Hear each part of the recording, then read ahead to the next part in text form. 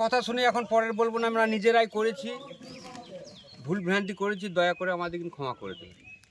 2021 সালের বিধানসভা নির্বাচনের ফলাফল প্রকাশের পর রাজ্য জুড়ে একের পর এক অশান্তি লক্ষ্য করা গিয়েছিল।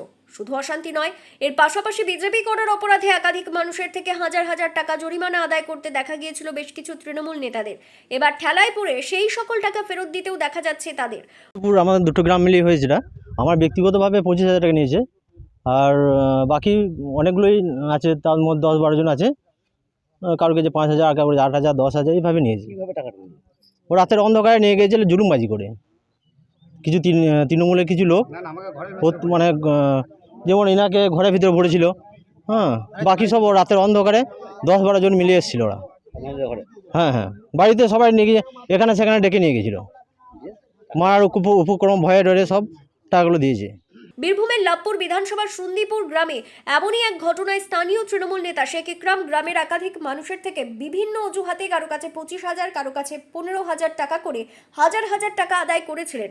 এবার আদায় করা সেই টাকা 70,000 টাকা ফেরত দিতে দেখা গেল তাকে। আজকে টাকাগুলো পেলেন? হ্যাঁ, টাকাগুলো পেয়েছি। আপনি কত টাকা দিয়েছিলেন? আমি 25,000। কেন দিয়েছিলেন?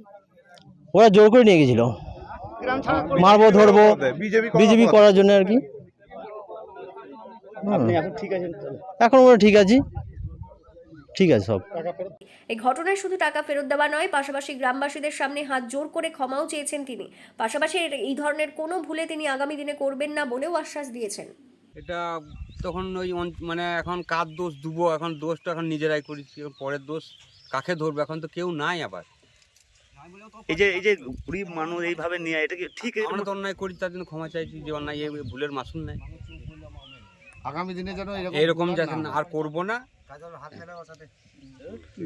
আপনি কি কোনো দায়িত্বে ছিলেন? না না না, আমরা এখন গ্রাম কমিটির বুথ কমিটির মেম্বার তৃণমূলের ছিলাম। এই 2023 থেকে আমরা নাই। এরকম আর করবেন?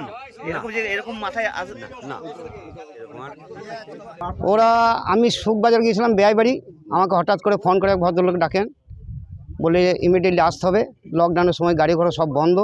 আমি 150 টাকা টোটো ভাড়া করে আমাদের বাস স্ট্যান্ডে নামি। সেখান থেকে ওরা ফোনে কন্ট্যাক্ট করে, এবার ফোনে কন্ট্যাক্ট করে করে তার বাড়ি থেকে যাই। এবার বাড়িতে একা আমাকে ভেতরে ভরে দেয়। দু সাইডে দুটো দরজা আছে, একটা লোহার দরজা আর একটা বাঁশের মাকি, দুদিকে লাগিয়ে দেয়। আমি বলি তাহলে এবার হয়তো আমাকে মারধর করবে। তারপর একের পর সব জড়ো হলো, জড়ে আমাকে মানে টাকার জরিমানার অ্যামাউন্টটা অনেক বেশি বলে, কিন্তু হাতে পায়ে ধরে লাস্টে 15,000 টাকা। হ্যাঁ, বিষ্ণুখণ্ডার সব বিষ্ণুখণ্ডার। তারপরে ওই ফাইসলা করে তারপরে ছাড়িয়ে দেওয়া হলো, বলে এত টাকা কোথায় দিতে হবে, কে যাবে, তার হাতে টাকাটা দিতে হবে। তাদের হাতে টাকাটা দিয়েছি। আমি 15,000 টাকা দিয়েছি, আবার 15,000 টাকা আজকে আবার ফেরত দিয়েছি। হ্যাঁ, 15,000 টাকা ফেরত দিয়েছে।